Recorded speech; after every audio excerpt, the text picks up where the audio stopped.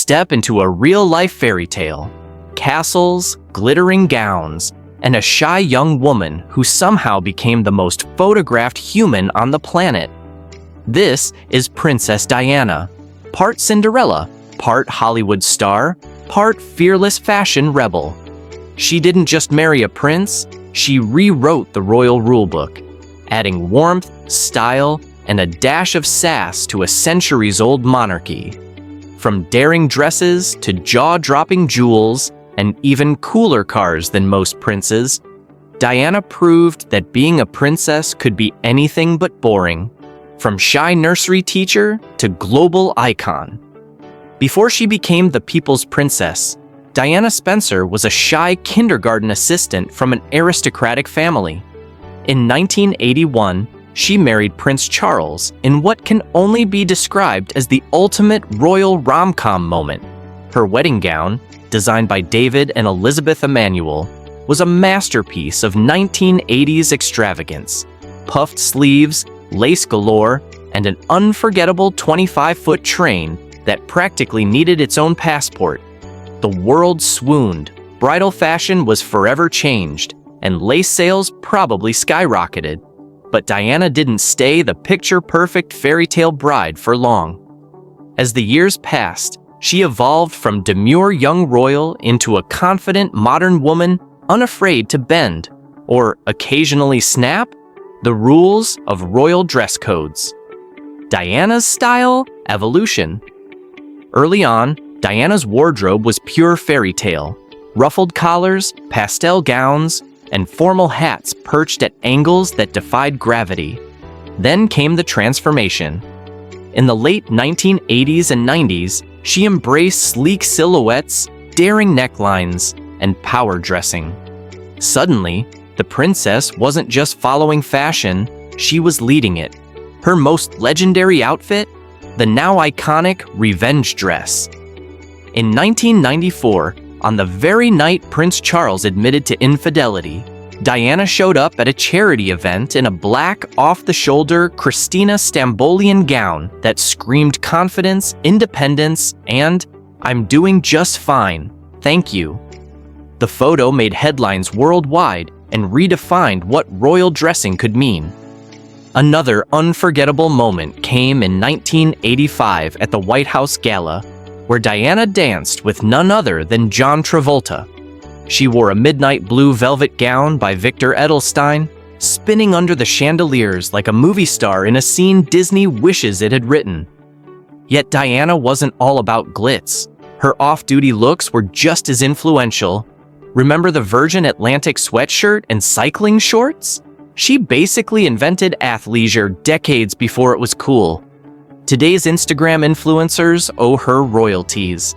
And let's not forget the 1987 Cannes Film Festival, where she floated down the red carpet in a strapless pale blue Catherine Walker gown, radiating Hollywood glamour. Or that genius moment in Australia when she turned a royal emerald choker into a headband. Even pregnancy didn't slow her down. While expecting Prince Harry, Diana stepped out in an elegant blue suit that managed to be both chic and practical, a masterclass in maternity style long before celebrity bump photos were a thing, the crown jewels of her jewelry box. If her wardrobe was a bold statement, Diana's jewelry was the exclamation point. Her collection was a mix of priceless royal heirlooms and contemporary pieces, proving she had impeccable taste and a rebellious streak. At the top of the sparkle list was the Cambridge Lovers Knot Tiara, a dazzling piece commissioned by Queen Mary in 1914, dripping with diamonds and swinging pearls. Today, Kate Middleton often wears it, but no one ever forgets it was Diana who made it legendary. Then there's the engagement ring everyone knows, that famous blue sapphire ring chosen by Diana herself in 1981. At the time, it cost around £28,000, about $288,000, but its value has skyrocketed to an estimated £300,000 thanks to its royal history and Diana's enduring legacy. Now it graces the hand of Kate Middleton. Talk about something borrowed, something blue, something iconic. Her Spencer tiara, a family heirloom she wore on her wedding day, is shrouded in mystery when it comes to value. Experts estimate it's worth several £1,000,000 because priceless doesn't exactly fit neatly on an insurance form. Diana also loves statement chokers, including her 7-strand pearl choker with a massive sapphire clasp. That suite alone, complete with earrings, watch, bracelet, and ring, is worth several millions and might just make even the Queen raise an eyebrow.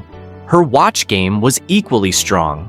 Prince Charles gifted her a gold Patek Philippe worth over $100,000, while her favorite everyday piece was a Cartier tank, now owned by Meghan Markle and valued at around $177,000.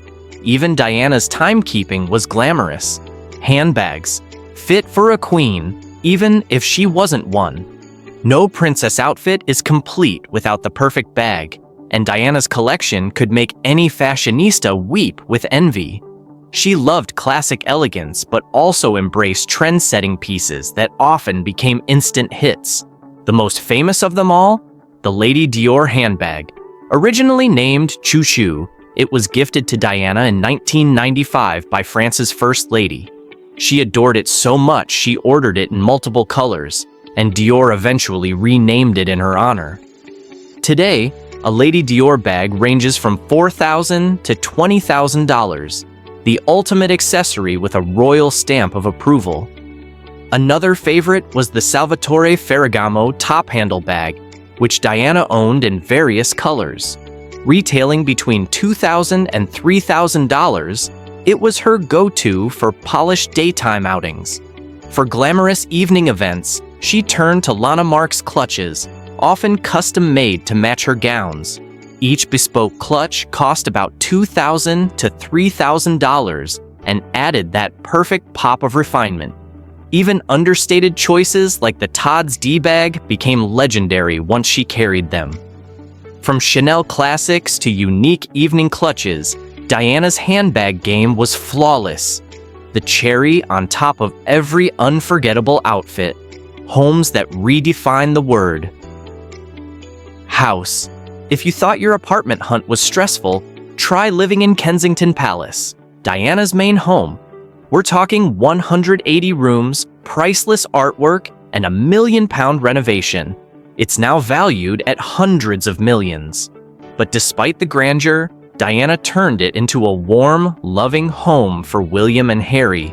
Proof that a palace can be cozy if you have enough fresh flowers and probably a small army of staff. Her real estate access didn't stop there.